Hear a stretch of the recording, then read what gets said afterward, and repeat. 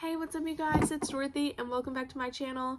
In today's video we're going to go into chapter 12 of Speak by Lori Halse Anderson, and yeah, that's pretty much all I can really say is that we're going into chapter 12. This video may contain sensitive topics and foul language. If you do not wish to continue, please click off of the video now. You have been warned. Devils Destroy.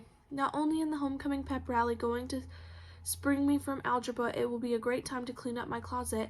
I brought some sponges from home. No need to goof off in filth. I want to smuggle in a blanket and some potpourri too. My plan is to walk toward the auditorium with the rest of the crowd, then duck in a bathroom until the coast is clear. I would have made it past the teachers with no problem, but I forgot to factor in Heather. Just as the escape bathroom comes into sight, Heather calls my name, runs up, and grabs my arm.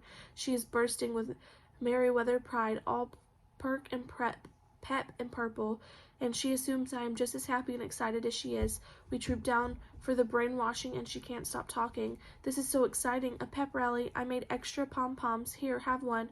Will look great during the wave. I bet the freshman class has the most spirit, don't you? I've always wanted to go to a pep rally. Can you imagine what it must be like to be on the football team and have the whole school supporting you? That is so powerful. Do you think they'll win tonight? They will. I just know they will. It's been a hard season so far, but we'll get them going, won't we, Mel? Her enthusiasm makes me itch, but sarcasm would go right over her head. It won't kill me to go to the rally. I have someone to sit with. That counts as a step up on the ladder of social acceptability. How bad could a rally be? I want to stand by the doors, but Heather drags me up into the freshman section of the bleachers.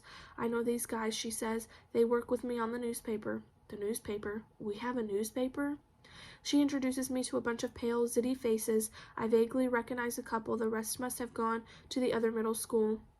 I curve up the corners of my mouth without biting my lips. A small step. Heather beams and hands me a pom-pom. I relax an easy bit. The girl behind me taps me on the shoulder with her long black nails. She had heard Heather introduce me. Sordino, she asks. You're Melinda Sordino? I turn around. She blows the black bubble and sucks it back into her mouth. I nod. Heather waves to a sophomore she knows across the gym. The girl pokes me harder. Aren't you the one who called the cops at Kyle Rogers' party at the end of summer? A block of ice freezes our section of the bleachers. Heads snap in my direction with the sound of 100 paparazzi cameras. I can't feel my fingers. I shake my head. Another girl chimes in. My brother got arrested at that party. He got fired because of the arrest. I can't believe you did that, asshole. You don't understand. My head voice answers. Too bad she can't hear it. My throat squeezes shut as if 2 hands of black fingernails are clamped on my windpipe. I've worked so hard to forget every second of that stupid party, and here I am in the middle of a hostile crowd that hates me for what I had to do. I can't tell them what really happened. I can't even look at that part of myself. An animal noise rustles in my stomach. Heather moves to pat my pom-pom, but pulls her hand back. For a minute she looks like she'll defend me. No, she won't. It might interfere with her plan. I close my eyes. Breathe, breathe, breathe. Don't say anything. Just breathe. The cheerleaders cartwheel into the gym and bellow. The crowd stomps out the bleachers and roars back. I put my head in my hands and scream to let out the animal noise. And some of that night no one hears. They are all quite spirited. The band staggers through a song and the cheerleaders bounce. The Blue Devil mascot earns a standing ovation by backflipping right into the principal.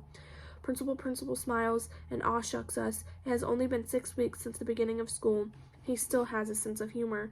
Finally, our own devils hulk into the gym, the same boys who got detention in elementary school for beating the crap out of people and now are being rewarded for it. They call it football. The coach introduces the team.